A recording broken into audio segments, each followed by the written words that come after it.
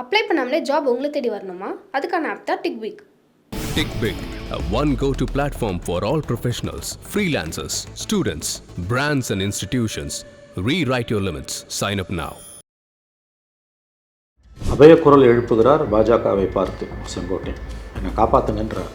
53 வருஷம் நான் எந்த கட்சியில் இருந்தோனோ ஸ்தாபன உறுப்பினராக அந்த கட்சியில் எனக்கு பிறகு 17 ஆண்டுகள் பொறுத்து வந்தவர் இன்றைக்கி அந்த கட்சியை விட்டு நீக்கியிருக்காரு. கூட்டணி சேரும்போது ஏடிஎம்கே பிஜேபி கூட்டணி சேரும்போது ஒரு முக்கியமான டிமாண்டாக எடப்பாடி தரப்புலேருந்து வச்சது என்னென்னா உட்கட்சி பிரச்சனையை நீங்கள் தலையிடக்கூடாது. அதுக்குமே அமித்ஷா அவர்களே அதே ப்ரெஸ் மீட்டில் சொல்லியிருப்பார், ஏடிஎம்கேயோட உட்கட்சி பிரச்சனையில் நாங்கள் தலையிட மாட்டோம். ஆனால் இப்போது இந்த மாதிரியான செயல்பாடுகளில் பிஜேபி ஈடுபடுறாங்கல்ல, இதுக்கு ஏடிஎம்கே தரப்புலேருந்து என்ன மாதிரியான ஆக்ஷன்ஸ் அவங்க எடுப்பாங்க? அதான் செங்கோட்டையனை நீக்கினது தான் அதுக்கான பதிலடி. இல்லை, ஆனால் பிஜேபி தானே சார் இப்போ உட்கட்சி பிரச்சனையில் தலையிடுறாங்களே சார், அவங்க தானே பின்னாடி இருக்காங்க. ஒருங்கிணைக்கிறதுல ஏன் பிஜேபி இந்த அளவுக்கு முயற்சிகளை முன்னெடுக்கிறாங்க? 1000 விமர்சனம் பண்ணாலும் எடப்பாடி கைதான இன்றைக்கி ஓங்கியிருக்கு. எடப்பாடி அதிமுக ஒற்றுமையை சிதைக்கிறார், எல்லாரையும் வெளியில் அனுப்புகிறார். டிசிஎஸில் நடந்த லே ஆஃபை விட ஏடிஎம்கேல நடந்த லே ஆஃப் அதிகம்னு ஜோக்கு மீம்ஸ் வர லெவலுக்கு போயிருக்கு. அதை பற்றிலாம் அவர் கவலைப்படல, நான் இப்படி தான் இருப்பேன்றார். எடப்பாடியோட மகனும் மருமகனும் தான் இன்றைக்கி அதிமுகவை வழி நடத்துகிறாங்க, அவங்க இங்கேயுமே குடும்ப அரசியல் இருக்குது அப்படின்னு சொல்லி ஒரு விஷயத்தை பதிவு பண்ணுறாருல, இதை ஏன் பதிவு பண்ணுறாரு இந்த இடத்துல? ஏங்க, இதுவரையில் எடப்பாடி பழனிசாமி மீது யாருமே வைக்காத ஒரு குற்றச்சாட்டை செங்கோட்டையன் வைத்திருக்கிறார். எடப்பாடி பழனிசாமி அவருடைய மகனை இந்த வருஷம் எலெக்ஷனில் களமிறக்க போகிறாருன்னு சொல்லி ஒரு செய்திகள். அதுக்கப்புறம் டெல்லியில் அவர் அமித்ஷாவை சந்தித்தப்போ கூட மித்துன் இருந்தாருன்னு சொல்லி சில செய்திகள் நம்மளால் பார்க்க முடிஞ்சது. அதை தவிர்த்து விஜயோட கூட்டணி பேச்சுவார்த்தை, பிஜேபியோட கூட்டணி பேச்சுவார்த்தையிலையுமே மித்துன் அவர்கள் இருக்காரு, அவரோட பிரசன்ஸ் இருக்கு. எடப்பாடியால் பழிவாங்கப்பட்ட எடப்பாடியை இன்னைக்கு எப்படியாவது கவுத்துணும்னு துடிக்கிற டிடிவி தினகரனோ, ஓ பன்னீர்செல்வமோ, சசிகலாவோ, மனோஜ் பாண்டியனோ, மைத்ரேயனோ, அன்வர் ராஜாவோ, மருது அழகராஜோ யாருமே யாருமே யாருமே இந்த குற்றச்சாட்டை வைக்கல. செங்கோட்டையன் மட்டும் அதை முன்வைக்கிறார். சார், ஆனால் இன்னொரு தடவை அவங்க தோல்வியை சந்திச்சாங்கன்னா எடப்பாடியோட தலைமை அவர் அதை சஸ்டெயின் பண்ண முடியுமா? ஏற்கனவே இன்னைக்கு கேள்விகளுக்கு எல்லாத்துக்குமே பொறுமையாக இருக்காங்கன்னா சரி ஏதோ ஒன்று பண்ணி 2026 ஆட்சியை பிடிப்பார். மிகப்பெரிய கலகம் வெடிக்கும். 26 ஒருவேளை அதிமுக தோற்றால் அப்போ எடப்பாடிக்கு எதிராக பெரிய கலகம் வெடிக்கும். ஆனால் இப்போ வெடிக்காது. அதிமுகவை செட்டில் ஆக விடாமல் மேக்ஸிமம் டிஸ்டர்ப் பண்ணுற வேலையை திமுக செஞ்சுக்கிட்டே தான் இருக்கும். அது தப்பு கிடையாது, அதுதான் அரசியல். பிஜேபி தன்னால் முடிஞ்ச வரைக்கும் அதுவும் ஏடிஎம்கே டிஸ்டர்ப் பண்ணிக்கிட்டே இருக்கும், எடப்பாடி செட்டில் ஆகிடக்கூடாதுன்னு.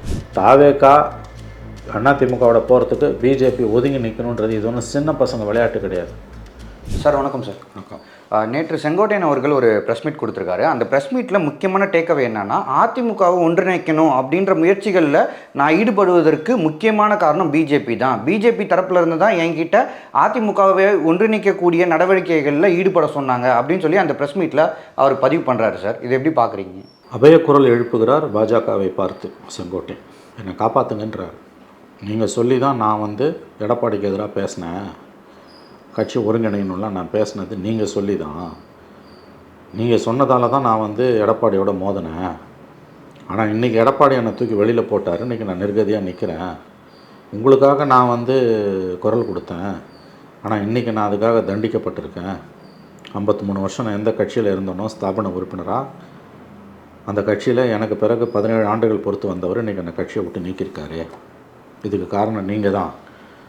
அதனால் என்னை எப்படியாவது காப்பாற்றுங்கன்னு பிஜேபிக்கு எஸ்ஓஎஸ் வாங்க, சேவ் அவர் சோல்ஸ் ஆங்கிலத்தில், எங்கேயாவது ஒரு கஷ்டத்தில் மாட்டிக்கிறாங்க, நடுக்கடலில் அல்லது நடுக்காட்டில் மாட்டிக்கிறாங்க, பெரிய இடர்பாடுகளுக்கு மத்தியில் ஒரு மனிதன் மாட்டிக்கொண்டால் அவன் தனக்கு தெரிந்தவரிடமோ அல்லது காவல்துறைக்கோ கொடுக்கக்கூடிய சமிக்கை என்பது எஸ்ஓஎஸ். விலாவாரியாக தன் கஷ்டத்தை சொல்ல நேரம் இல்லை அப்படின்னும் பொழுது அவன் கொடுக்கக்கூடிய ஒரே சமிக்கை என்பது மெசேஜ், சிம்டம், ஒரு சின்ன ஒரு அப்ரிவேஷன் இல்லாதது என்னென்னா எஸ்ஓஎஸ், சேவ் அவர் சோல்ஸ் தான்.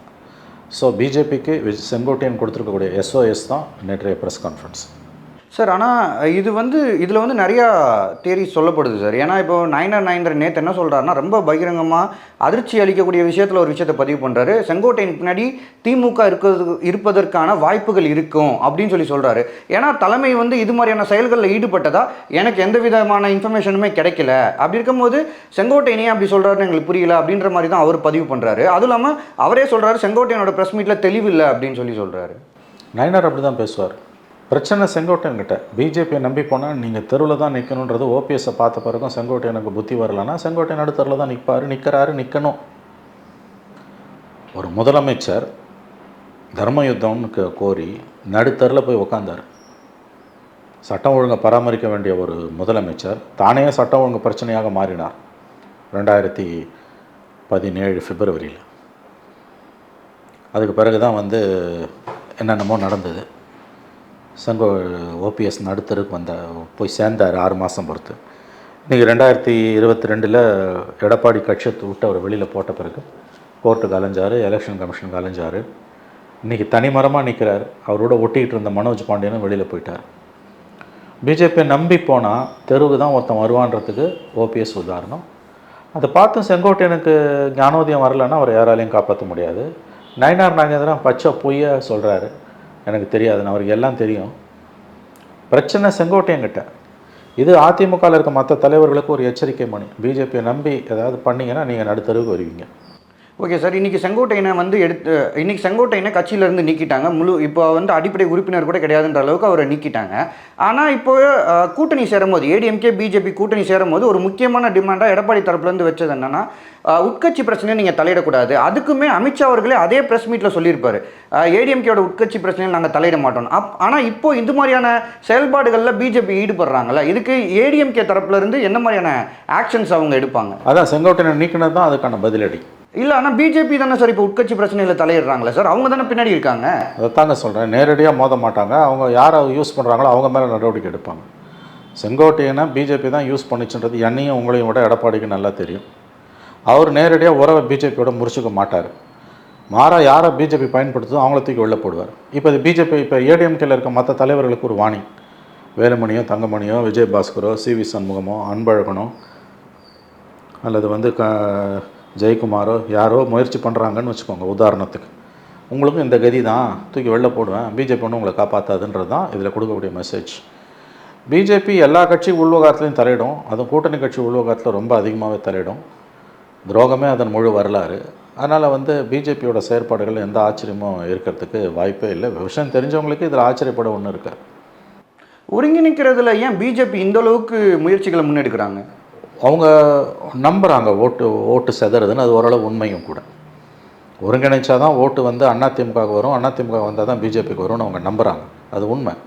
இப்போ ஓபிஎஸ் வந்து பார்லிமெண்ட் எலெக்ஷனில் 3.5 லட்சம் ஓட்டு வாங்கினார். இப்போ வர எலெக்ஷனில் ஓபிஎஸ் டிடிவி தினகரன் சசிகலாலாம் போய் தனியாக நிற்கிறாங்கன்னா ஒரு 20லேருந்து 30 தொகுதியில், குறைஞ்சது 20 தொகுதியில் அவங்களால வந்து அதிமுகவோட வெற்றி வாய்ப்பை கண்டிப்பாக சிதைக்க முடியும். குறிப்பாக முக்கோலத்தூர் வாக்குகளை, தென் மாவட்டங்கள். அது அதிமுக கண்டிப்பாக பலவீனம் தான். அவங்க ஜெயிக்க முடியாது. ஓபிஎஸ்ஸோ டிடிவியோ சசிகலாவோ ஒரு சீட்டு கூட ஜெயிக்க முடியாது. பட் எடப்பாடியோட வெற்றியை தடுக்க முடியும். அந்த பிரிக்கிற ஓட்டால் திமுகவுக்கு தான் அந்த லாபமாக போய் முடியும்.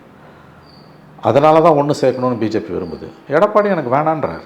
நான் தனியாக நின்று தோற்றுட்டு போகிறேன், என்னை சேலஞ்சு பண்ணவங்க யாரும் எனக்கு வேணான்ற முடிவுக்கு அவர் வந்துட்டார். இது சரி தப்புன்னு நம்ம சொல்ல முடியாது. இது பாலிடிக்ஸ். இதில் நல்லது கெட்டதுன்னா அந்தந்த கட்சி தான் முடிவு செய்யணும். முடிஞ்சதுன்னா மற்றவங்கெல்லாம் ஒன்று சேர்ந்து எடப்பாடியை தூக்கி வெளியில் போடட்டும். அது முடியலையே அவங்களால. 1000 விமர்சனம் பண்ணாலும் எடப்பாடி கை தானே இன்றைக்கி ஓங்கியிருக்கு. எடப்பாடி அதிமுக ஒற்றுமையை சிதைக்கிறார், எல்லாரையும் வெளியில் அனுப்புகிறார். டிசிஎஸில் நடந்த லே ஆஃபை விட ஏடிஎம்கேல நடந்த லே ஆஃப் அதிகம்னு ஜோக்கு மீம்ஸ் வர லெவலுக்கு போயிருக்கு. அதை பற்றிலாம் அவர் கவலைப்படல. நான் இப்படி தான் இருப்பேன்றார். அப்போ இதுக்கான தீர்வு ஏடிஎம்கேக்கு உள்ளேருந்து வரணும். இதில் சரி தப்பு நல்லது கெட்டதெல்லாம் வெளியிலேருந்து பார்வையாளர்கள் சொல்லவே முடியாது. இன்றைக்கி எடப்பாடி கை ஓங்கியிருக்கு. இது தெரியாமல் செங்கோட்டையன் போய் சிக்கிக்கிட்டார். சார், அப்போது எடப்பாடி அவர் என்ன ஒரு ஐடியாவில் இருக்கார் சார்? லைக் வந்து இப்போது ஒரு நாளுமே ஈஸியாக எக்ஸ்பெல் பண்ணிகிட்டே இருக்காங்க ஒருத்தராக. இன்னும் கூட்டணியில் இருக்க கட்சியே பதறுது, இப்படியே போனால் எப்படி ஜெயிக்க முடியும் அப்படின்ற ஒரு இடத்துக்கு அவங்க வந்து வேறு மாதிரியான முயற்சிகளில் ஈடுபடுறாங்க. அப்படி இருக்கும்போது எடப்பாடி பழனிசாமி அவர்களுடைய பாயிண்ட் ஆஃப் வியூ என்ன? அவர் இதுவே போதும்னு நினைக்கிறாரா? நம்ம இந்த ஏடிஎம்கே பிஜேபியே போதும்னு நினைக்கிறாரா? இல்லை விஜய் வருவார் அந்த ஒரு நினப்பில் அவர் இருக்காரா? விஜயெல்லாம் வரமாட்டார். அதான் அவர் தெளிவாக போட்டு மூக்க அறுத்துட்டு போயிட்டார். விஜய் வருவார்னு இவங்க எதிர்பார்த்து காத்திருந்தார். அவர் வரமாட்டார். வந்தாலும் அது விளங்காது. எடப்பாடியை பொறுத்த வரைக்கும் அவர் எல்லாரையும் நீக்கிக்கிட்டு தான் இருக்கார். அவருடைய போக்கை பார்த்தால் அவருக்கு ஆட்சியை பிடிப்பது முக்கியம் இல்லையோ, இப்போ இருக்க தான் கட்டுப்பாட்டில் அதிமுக இருந்தால் போதும், இன்னொரு தூரம் தோற்று எதிர்கட்சியாக 40 சீட்டு வாங்கி உட்காந்தா கூட போதுன்ற முடிவுக்கு வந்துட்டாரோன்னு தான் எனக்கு என்ன தோன்றுக்குது. தெளிவாக அப்படி தான் என்ன தோன்றுக்குது. இல்லாட்டி வந்து கட்சி இவ்வளோ தூரம் பலவீனமாக இருக்கும்போது எல்லாரையும் ரைட்டு லெஃப்ட் சென்டர்னு நீக்கி கொண்டு இருப்பது கண்டிப்பாக கட்சியை பலவீனப்படுத்தும். விஜயெல்லாம் வரமாட்டார். இப்படி தான் அவர் 23 மெகா கூட்டணி அமைப்பண்ணார் பார்லிமெண்ட் எலெக்ஷனுக்கு, ஒருத்தரும் வரல.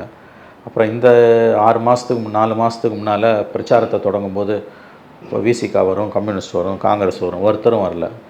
விஜய் வந்துடுச்சு, பிள்ளையார் சொல்லி போட்டாருன்னாரு. அவன் தெளிவாக சொல்லிட்டு போட்டார், எங்களுக்கு வந்து திமுக தான் போட்டின்ட்டார், விஜய் தான் முதலமைச்சர் ஆகிட்டான்றாங்க. வேட்பாளர் அவங்க கட்சி தீர்மானமே சொல்லுது. இதுக்கு மேலே என்ன எடப்பாடிக்கு சொல்ல வேண்டியிருக்குது? எடப்பாடியை பொறுத்த வரைக்கும் ஆட்சிக்கு வரதெல்லாம் ரெண்டாவது தான் அவர் நினைக்கிறாரோன்னு எனக்கு தோணுது. கட்சி இப்போ இருக்க கட்டுப்பாட்டில் என் கூட இருந்து 40 சீட் வாங்கி எதிர்கட்சியாக உட்காந்தாலும் இருந்துட்டு போட்டுன்ற முடிவுக்கு வந்து விட்டாரோ என்று தான் என்ன தோன்றுகிறது. சார், ஆனால் இன்னொரு தடவை அவங்க தோல்வியை சந்திச்சாங்கன்னா எடப்பாடியோட தலைமை வந்து அவர் அதை சஸ்டெயின் பண்ண முடியுமா? ஏற்கனவே இன்றைக்கி கேள்விகளுக்கு எல்லாத்துக்குமே வந்து பொறுமையாக இருக்காங்கன்னா, சரி ஏதோ ஒன்று பண்ணி 2026 ஆட்சியை பிடிப்பார் அப்படின்ற ஒரு பாயிண்டில் தான் எல்லாருமே பொறுமையாக இருக்காங்க. இன்கேஸ் 2026 தோத்தா அவர்னால் சஸ்டெயின் பண்ணி கட்சியை கொண்டு போக முடியுமா அவர் தலைமையில்? முடியாது. மிகப்பெரிய கலகம் வெடிக்கும். 26 ஒருவேளை அதிமுக தோற்றால் அப்போ எடப்பாடிக்கு எதிராக பெரிய கலகம் வெடிக்கும். ஆனால் இப்போ வெடிக்காது. எவ்வளவுதான் கோபம் இருந்தாலும் எடப்பாடிக்கு எதிராக கை உயர்த்த செங்கோட்டையன் நீக்கத்துக்கு பிறகு மற்ற சீனியர்ஸும் பயப்படுவாங்க. உண்மையிலே அவங்களுக்கு தைரியம் இருந்ததுன்னா, கட்சி நலனில் அக்கறை இருந்ததுன்னா, அப்போ இப்போ அவங்க கேட்டிருக்கணும், எதுக்கு இந்த மாதிரி எல்லாரையும் நீக்கிறீங்க? நாங்கள் தான் உங்கள் தலைமையை ஏற்றுக்கிட்டோம்ல, உங்கள் தலைமையை ஏற்றுக்கிட்டு வரேன்னு ஓபிஎஸ் சொல்லும்போது ஏன் அவரை நீக்கினீங்க? செங்கோட்டையனும் அதுதானே சொன்னார், எதுக்கு நீக்கினீங்க அப்படின்னு சீனியர்ஸ் பேசியிருக்கணும். ஒரு சீனியர் கூட பேசலை. ஆனால் தேர்தல் முடிவுகள் 26 வேறு மாதிரி வந்ததுன்னா, அதிமுகவுக்கு பின்னடைவு வந்ததுன்னா, அப்போ கண்டிப்பாக அவருக்கு எதிரான மிகப்பெரிய அளவில் கலகம் கட்சிக்குள் வெடிக்கும். சார், ஆனால் இதோட நின்றுன்னு நினைக்கிறீங்களா சார்? ஏன்னா சசிகலா அவர்கள் வந்து ரீசெண்டாக தேவர் ஜெயந்திக்கு வந்தப்போ நிறையா சர்ப்ரைஸ் வந்து காத்திருக்கு அப்படின்னு சொல்லி சொன்னாங்க. அதன்படி பார்த்தீங்கன்னா இப்போ வந்து ரீசெண்டாக செங்கோட்டையன் அவர்கள் ஒரு ப்ரெஸ் மீட் கொடுக்குறாரு. இது மாதிரியான பிரச்சனைகள் போகுது. பிஜேபியோட இந்த முயற்சி தோல்வி அடைந்ததுனால அவங்க சைலண்ட்டாக இருப்பாங்களா, இல்லை அடுத்து வேறு ஏதாவது முயற்சிகளில் அவங்க ஈடுபட வாய்ப்பு இருக்கா? வேறு ஏதாவது கண்டிப்பாக செய்வாங்க. அதிமுகவை செட்டில் ஆக விடாமல் மேக்ஸிமம் டிஸ்டர்ப் பண்ணுற வேலையை திமுக செஞ்சுக்கிட்டே தான் இருக்கும். அது தப்பு கிடையாது, அதுதான் அரசியல். பிஜேபி தன்னால் முடிஞ்ச வரைக்கும் அதுவும் ஏடிஎம்கே டிஸ்டர்ப் பண்ணிக்கிட்டே இருக்கும், எடப்பாடி செட்டில் ஆகிடக்கூடாதுன்னு. பார்லிமெண்ட் இப்போ பீகார் எலெக்ஷன் ரிசல்ட் அடுத்த வெள்ளிக்கிழமை 14ஆம் தேதி வருது, சரியாக 7 நாள் இருக்குது. அதன் பிறகு நவம்பர் 2வது வாரம் 3வது வாரம் அல்லது டிசம்பர் 1 வாரத்தில் பிஜேபியோட பார்வை இந்த பக்கம் முழுவதும் திரும்பும். அப்போ ஒரு சின்ன விண்டோ இருக்குது அவங்கள ஒன்று சேர்க்கறதுக்கு, ஏதாவது அமித்ஷாவும் மோடியும் பண்ணுவாங்களோ. பட் இவர் ரொம்ப அடம் பிடிக்கிற காரணத்தால் அதுக்கெல்லாம் வாய்ப்பு குறைவுன்னு தான் எனக்கு தோணுது. எப்படி பார்த்தாலும் பை டிசம்பர் வாக்கில் வந்து பிஜேபியோடைய அருட்கண் பார்வை தமிழ்நாட்டின் பக்கம் திரும்பும். ஏன்னா இன்னும் 4 மாதத்தில் தான், 5 மாதம் மேக்ஸிமம் நமக்கு. ஏப்ரல் ஃபஸ்ட் வீக்லேயே கூட நமக்கு எலெக்ஷன் வந்துட வாய்ப்பு இருக்குது. ஸோ இன்னும் 5 months, லெஸ் தேன் 5 months தான் எலெக்ஷனுக்கு இருக்குது. இந்த காலகட்டத்தில் பிஜேபி வந்து டிசம்பர் வாக்கில் அவங்களோட முழு கவனத்தையும் தமிழ்நாட்டு பக்கம் தான் திரும்புவாங்க என்று நான் எதிர்பார்க்கிறேன். Okay sir. சார், நேற்று தினமலரில் ஒரு நியூஸ் வந்தது சார். அதில் என்னென்னா பிஜேபி தரப்புல இருந்து சில ஏஜென்சிஸ் மூலயமா ஒரு சர்வே நடத்தியிருக்காங்க தமிழ்நாட்டில். அது மட்டும் இல்லாமல் மத்திய உளவுத்துறை தரப்புல இருந்துமே சில சர்வே நடத்தியிருக்காங்க. அதில் என்ன சொல்கிறாங்கன்னா, ஏடிஎம்கே பிஜேபி கூட்டணியை விட ஏடிஎம்கே டிவிகே கூட்டணி இணைந்தால் ஆட்சி மாற்றம் கண்டிப்பாக நடக்கிறதுக்கான வாய்ப்புகள் இருக்குது அப்படின்ற ஒரு ரிப்போர்ட்ஸை வந்து பிஜேபி கிட்ட கொடுத்துருக்காங்க. ஸோ பிஜேபி இதில் வந்து ஏதாச்சும் ஒரு முடிவெடுத்தால் நல்லாயிருக்கும் அப்படின்ற மாதிரியான தகவல்கள் வந்து மத்திய உளவுத்துறை பிஜேபிக்கு கொடுத்ததா சொல்லப்படுறாங்க. இது எப்படி பார்க்குறீங்க சார்? இல்லைங்க, அது உளவுத்துறை கொடுத்ததா என்ன துறை கொடுத்ததுன்னு நமக்கு தெரியாது. இவன் எழுதுறான், தினமலர்காரன் எழுதுறான், எந்த அடிப்படையில் எழுதுறான்னு நமக்கு தெரியல. அப்படி ஒரு பார்வை இருக்குது. பிஜேபி ஒதுங்கிக்குமா, ஏடிஎம்கேவும் டிவிகேவும் சேர்ந்துக்குமா? எனக்கு தெரிஞ்சதுக்கெல்லாம் வாய்ப்பே இல்லை. எந்த கட்சியும் தியாகம் பண்ணாது. அதிமுக ஜெயிச்சு பிஜேபிக்கு என்ன லாபம்? பிஜேபி அதிமுக கூட்டணி இருந்தால் ஆன்டி டிஎம்கே ஓட்டு விழாது, பிஜேபி ஃபேக்டரால் விழாது. பிஜேபி ஒதுங்கிக்கிட்டு அதிமுகவை நீங்கள் எங்களை எதிர்த்துட்டு வெளியில் போயிடுங்க, தாவேக்காவோட சேர்ந்துக்கோங்க, தாவேக்கா உங்ககிட்ட வந்துடுவான், அப்படி வந்ததுன்னா ஆட்சி மாற்றம் உறுதின்னு உளவுத்துறை சொல்லிச்சுன்றதெல்லாம் அபத்தமான ரிப்போர்ட். தாவேக்கா அதிமுகவோட போகிறதுக்கு பிஜேபி ஒதுங்கி நிற்கணுன்றது இது ஒன்றும் சின்ன பசங்க விளையாட்டு கிடையாது, சிறு பிள்ளைகள் விளையாட்டு இல்லை. அவன் 4 சீட்டாவது ஜெயிக்கணும்னு தான் பார்ப்பான். இப்போ இருக்க 4 எம்எல்ஏவும் தாரா பார்த்துட்டு ஏடிஎம்கேவோட போனால் தான் ஒரு சீட்டாவது பிஜேபியால் ஜெயிக்க முடியும்.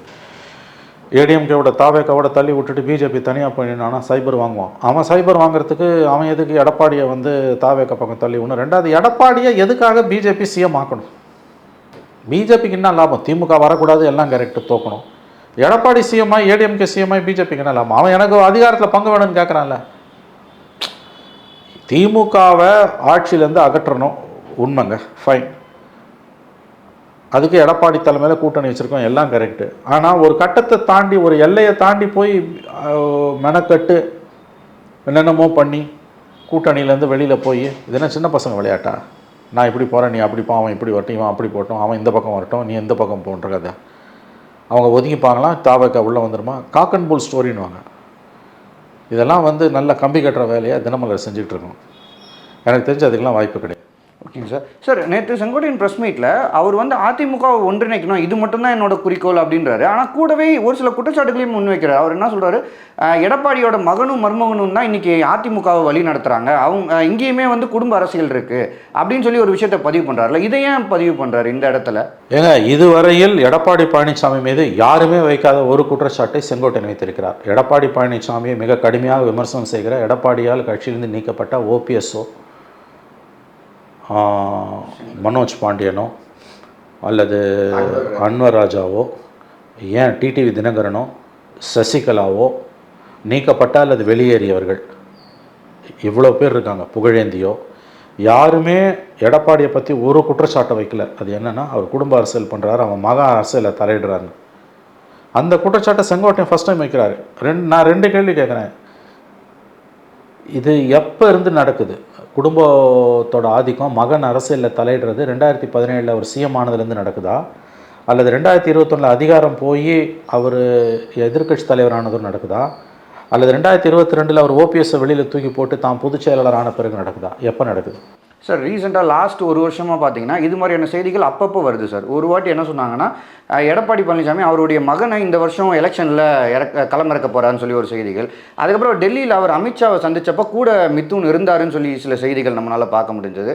அதை தவிர்த்து விஜயோட கூட்டணி பேச்சுவார்த்தை, பிஜேபியோட கூட்டணி பேச்சுவார்த்தையிலையுமே மித்துன் அவர்கள் இருக்கார், அவரோட ப்ரெசன்ஸ் இருக்குது அப்படின்னு சொல்லி செய்திகள் பார்த்தோம். இந்த மாதிரியான செய்திகள் அப்பப்போ பார்த்துட்டே இருக்கும். ஆனால் என்னென்னா, மேஜராக பெருசாக ப்ளோ பண்ணி இல்லாமல் சின்னதாக அங்கங்கே வருது இது மாதிரியான செய்தி. அதை தான் நான் சொல்கிறேன், திரும்பவும் சொல்கிறேன். எடப்பாடியால் பழிவாங்கப்பட்ட, எடப்பாடியை இன்றைக்கி எப்படியாவது கவுத்துணுன்னு துடிக்கிற டிடிவி தினகரனோ, ஓ பன்னீர்செல்வமோ, சசிகலாவோ, மனோஜ் பாண்டியனோ, மைத்ரேயனோ, அன்வர் ராஜாவோ, அழகு மருது அழகராஜோ யாருமே இந்த குற்றச்சாட்டை வைக்கல. எது, மகன் தலையிடுறாரு, அவர் வாரிசு அரசியல் பண்ணுறாரு. செங்கோட்டையன் மட்டும் அதை முன்வைக்கிறார். இப்போ எடப்பாடி கூட இருக்கவங்க இந்த குற்றச்சாட்டை சொல்லாமல் இருக்கிறது ஏன்னு நான் கேட்க மாட்டேன். ஏன்னா அது தலைமைக்கு அட்டுவப்பட்டு இருக்காங்க விசுவாசம். நீக்கப்பட்டவங்க எடப்பாடி எப்படியாவது அகற்றப்பட்டே தீரணும், எடப்பாடியை நான் தோற்கடித்தே தீருவேன்னு கங்கணம் கட்டிக்கிட்டு இருக்க டிடிவி கூட அவர் மகன் தலையிடுறாருன்னு சொல்லவே இல்லையே. அப்போ இந்த குற்றச்சாட்டை செங்கோட்டையன் சொல்கிறாருன்னா நான் என்ன கேட்குறேன், எப்போ இருந்து மகன் தலையிடுறாரு? நம்பர் 2, இவ்வளோ நாள் நீங்கள் அமைதியாக இருந்துட்டு இப்போ ஏன் பேசுகிறீங்க? வாரிசு அரசியலுக்கு எதிராக உள்ளே இருக்கும்போது நீங்கள் ஏன் குரல் கொடுக்கல? 2வது, எப்போ இருந்து மகனோட தலையீடு இருக்குது? இதையும் செங்கோட்டையன் விளக்குனா நல்லாயிருக்கும். அதை பாருங்கள், கட்சியை விட்டு தூக்கி போட்டாச்சு, இன்றைக்கி நிர்கதியாக அவர் நிற்கிறார். அந்த கோபத்தில் வருத்தத்தில் அவர் ஏதோ பேசுகிறார். இதுக்கெல்லாம் ஒரு அர்த்தமும் இல்லைன்னு நான் நினைக்கிறேன். கட்சி வந்து எடப்பாடி பின்னால் தாங்க இன்றைக்கி இருக்குது. தோத்தாலும் ஜெயித்தாலும், ஒருவேளை அடுத்த எலெக்ஷனில் தோத்தா உடையலாம் கட்சி, எடப்பாடி தலைமைக்கு ஆபத்து வரலாம், அதெல்லாம் நான் மறுக்கலை. இன்றைக்கி எடப்பாடி கண்ட்ரோலில் தான் பார்ட்டி இருக்குது. இந்த குற்றச்சாட்டு, குடும்ப அரசியல், வாரிசு அரசியல் குற்றச்சாட்டு ஃபஸ்ட் டைம் நான் கேள்விப்படுறேன். மற்ற தலைவர்கள் என்ன சொல்கிறாங்கன்னு பார்க்கணும், இதுக்கு ஆதாரங்களை அவர் சமர்ப்பிக்கணும்.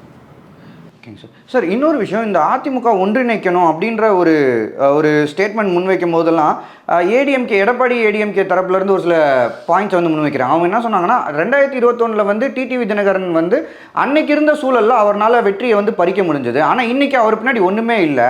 அன்றைக்கி வந்து ஒரு 18 எம்எல்ஏ அவர் பின்னாடி இருந்தாங்க, இன்றைக்கி அவர் பின்னாடி யார் இருக்கா? ஸோ அப்படி இருக்கும்போது அவரால் இந்த டைம் அந்த 10 மாவட்டங்களில் அவரோட ஓட்டை வந்து பிரிக்க முடியாது, ஏடிஎம்கேவோட வெற்றியை அவரால் எதுவுமே பண்ண முடியாது அப்படின்னு சொல்கிறாங்களே, இது எப்படி பார்க்குறது சார்? யார்? எடப்பாடி தரப்புல இருந்து சொல்கிறாங்க ஒன்றிணைத்தால் தான் வெற்றி சாட்சியம். இது வந்து அதீதமான எண்ணங்க. இந்த பிரிந்தவர்களால் ஏடிஎம்கேக்கு சேதாரத்தை ஏற்படுத்த முடியும், அவங்க ஜெயிக்க முடியாது. பிரிஞ்சு போனவங்க டிடிவியாக இருக்கட்டும், சசிகலாவாக இருக்கட்டும், ஓபிஎஸ்ஸாக இருக்கட்டும், செங்கோட்டையனாக இருக்கட்டும், இவர்களால் அதிமுகவோட வெற்றியை தடுக்க முடியும். அதிமுக வெற்றிக்கு முட்டுக்கட்டை போட முடியும், ஸ்பீட் பிரேக்கராக இருக்க முடியும். ஆனால் அவங்க ஜெயிக்க முடியாது, பிரிஞ்சு போனவங்க ஜெயிக்க முடியாது. அப்போ கவலைப்பட வேண்டியது யார்? எடப்பாடி தானே, பாத்தியதை அவருக்கு தானே. இந்த மாதிரி கண்டமேனிக்கு நீக்கிக்கிட்டே இருந்தால் என்னங்க? அது ஜெயலலிதா நீக்கலங்க எப்படி? இத்தனைக்கும் ஜெயலலிதாவை ஜானகியில் இருக்கும்போது இவனுங்க பேசாத பேச்சு கிடையாது. தமிழில் இருக்க எல்லா கெட்ட வார்த்தையும் திட்டி ஜெயலலிதா பேசினாங்க. திமுக காரன் கூட அதுக்கு முன்னாலையும் பின்னாலையும் அந்த அளவுக்கு ஜெயலலிதாவை திட்டினதில்லை. ஜானகி இருந்தவங்க தான் அவ்வளோ படுமோசமான வார்த்தைகளால் திட்டினாங்க. ஆனால் அந்த அம்மா ஜானகி வெளியேறி அரசியலை விட்டு ஒதுங்கி 2 அணியும் ஒன்று சேர்ந்தப்போ ஒருத்தர் விடாமல் தங்க கூட சேர்த்துக்கிட்டாங்க. 91 அதிகாரம் வந்தப்போ தன்னை ரொம்ப அதிகமாக விமர்சனம் பண்ணவங்களெல்லாம் மந்திரியாக்கி அந்த அம்மா அழகு பார்த்தாங்க. அந்த மாதிரியான ஒரு அணுகுமுறை வந்து எடப்பாடி கிட்ட இல்லையே. இந்த மாதிரி எல்லாரையும் நீக்கிக்கிட்டே இருந்தால் பாதிப்பு வரும். பிரிஞ்சவங்க ஜெயிக்க முடியாது, நீக்கப்பட்டவங்க ஜெயிக்க முடியாது. ஆனால் அவங்களால எடப்பாடியோட வெற்றி பாதிக்கப்படும். இதை புரிஞ்சுக்கோங்க. சார் நிறைய முக்கியமான விஷயங்களோட ஷேர் பண்ணிங்க சார். நேரம் ஒதுக்குனதுக்கு நன்றிங்க சார். அப்ளை பண்ணாமலே ஜாப் உங்களை தேடி வரணுமா? அதுக்கான ஆப் தான் டிக்விக். TickBig, a one go-to platform for all professionals, freelancers, students, brands and institutions. Rewrite your limits. Sign up now.